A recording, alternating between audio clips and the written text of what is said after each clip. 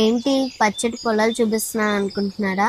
దీని గురించి చాలా చెడుతుందండి.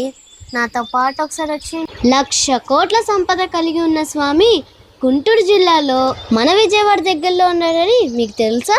అదే మన ఉండవల్లి గృహాల్లో ఉన్న అనంత పద్మనాభ స్వామి వారు. ఇవి 5-6వ శతాబ్దం నాటి పురాతనమైన రాతిని తొలిచి చెక్కబడిన గృహలు. ముఖ్యంగా విష్ణుకుండ రాజ్యకాలంలో నిర్మించారు.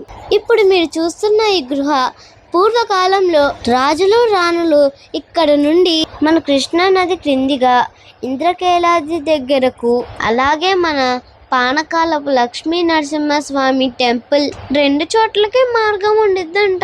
కొంతమంది విజిటర్స్ ఈ గృహ లోపలికి వెళ్తున్నారని ఆర్క్ డిపార్ట్మెంట్ వాళ్ళు దీన్ని క్లోజ్ చేసేసారు. చరిత్ర, శిల్పకళ, ప్రకృతి ఈ 3 కలిసినవి ఈ ఉండవల్లి గృహలు. ఇదేనండి 1,00,00,000 సంపద. ఇదేనండి అనంత పద్మనాభ స్వామివారు ఎంత చక్కగా శయనిస్తున్నారో చూడడానికి 2 కళ్ళు సరిపోవట్ల. స్వామి నాభి మీద కమలం, ఆ కమలంలో బ్రహ్మదేవుడు, చుట్టూరా దేవుళ్ళు, రాక్షసులు, ద్వారపాలకులు ఉన్నారు.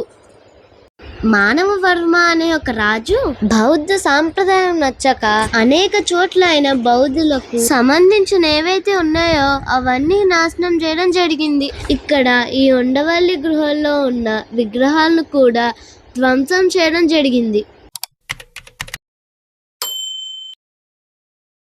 For more videos, subscribe to our channel.